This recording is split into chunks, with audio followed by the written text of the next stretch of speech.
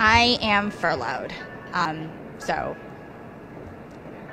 no employment, I guess.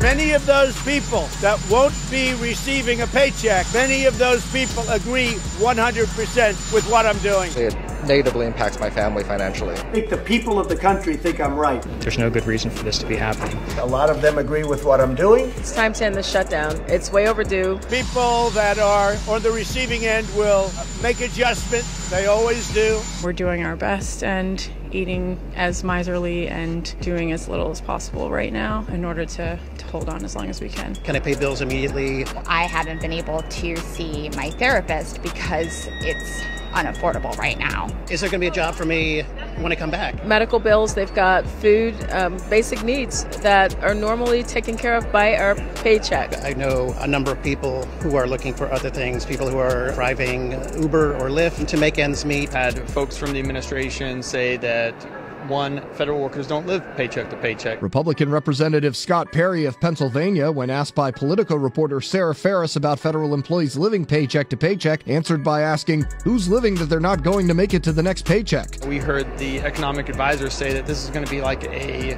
vacation for federal workers. They can't go to work, and so then they have the vacation, but they don't have to use their vacation days. So we've seen a complete disconnect from the administration. I can relate. This isn't going to end when they turn the government back on. People are in debt already.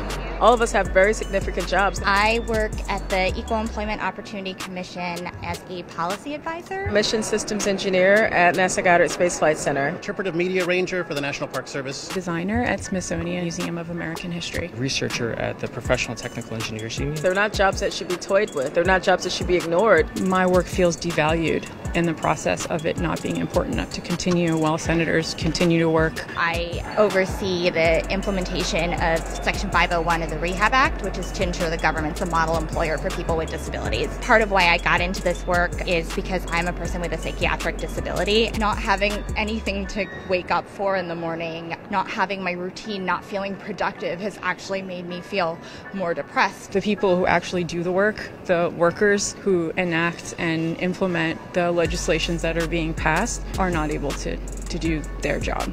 In the military, we demand our leaders to lead.